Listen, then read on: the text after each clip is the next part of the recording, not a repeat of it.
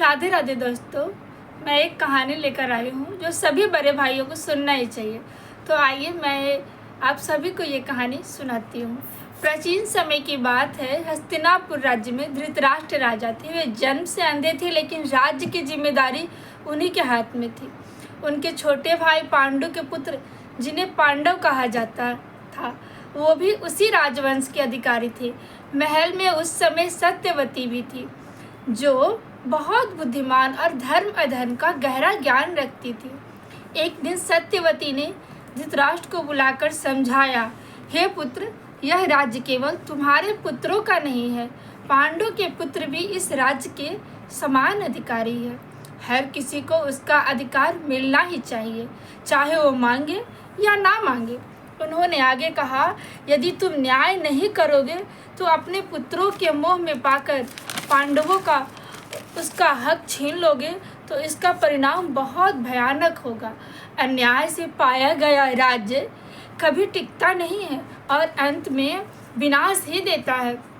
धृतराष्ट्र यह सब सुनते रहे, लेकिन उनके मन में अपने पुत्र दुर्योधन के प्रति गहरा मोह था।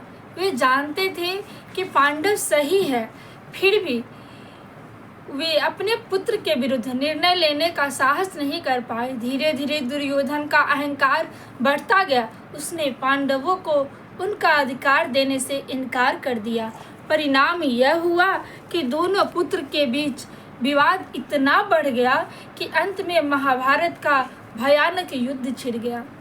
इस युद्ध में पूरे कुरु वंश का नाश हो गया। जो डर सत्यवती ने पहले ही बताया था, वही सच साबित हुआ। तो इस कहानी से मुझे यही सीख मिलता है कि सभी बड़े भाइयों को कभी भी अपने छोटे भाई का अधिकार नहीं छीनना चाहिए, उसका हक बिना मांगे ही देना चाहिए। अगर छोटे भाई को अपने बड़े भाई से उसका अधिकार मांगना पड़े, वहीं पे रिश्तों में दरार आ जाती है।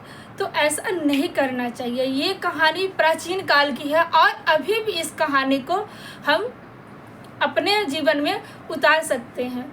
अगर ऐसा होता है, बड़े भाई से अगर छोटे भाई को उसका अपना अधिकार मांगना पड़े, वहीं पे युद्ध छिड़ जाता है, रिश्ते में दरार आ जाती है। तो कृपया इस वीडियो को अगर अच्छा लगा हो तो लाइक करें, कमेंट करें, अगर अच्छी लगे हो तो शेयर भी करें। राधे राधे दोस्तों।